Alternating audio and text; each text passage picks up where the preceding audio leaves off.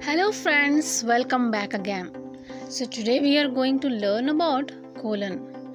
A colon is a punctuation mark consisting of two dots, one over the other.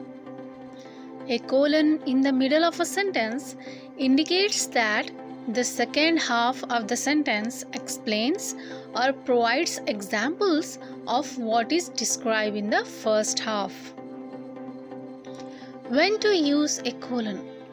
Let's see an example.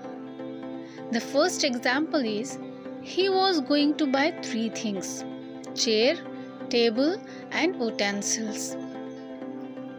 Use the colon to introduce something in the second half of the sentence that explains, completes, or gives examples of what is mentioned in the first half.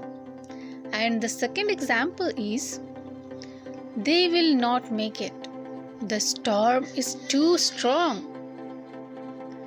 Unlike the semicolon, the colon may introduce a clause or just a series of nouns that do not form a complete sentence.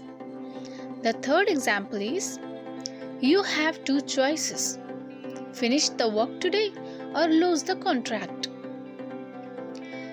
The colon may also be used to build up to something that is revealed after the colon.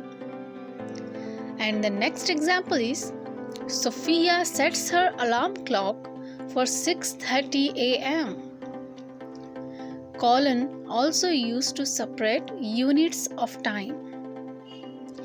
When not to use colon? Do not use it when the list is directly following a verb or preposition. And also, do not use it when you are using a gerund verb. Important note: after the colon, your first letter is in uppercase, that is Chicago style, and let a space between the sentence and the things that are coming after the colon. How to use colon with quotation marks? Let's see example. Always look before you leave. That is useful advice.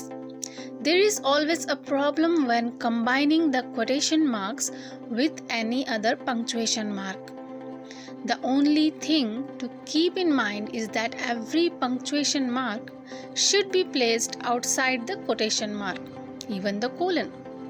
That's it for today. Thank you so much for watching. Please do like, share and subscribe to this channel.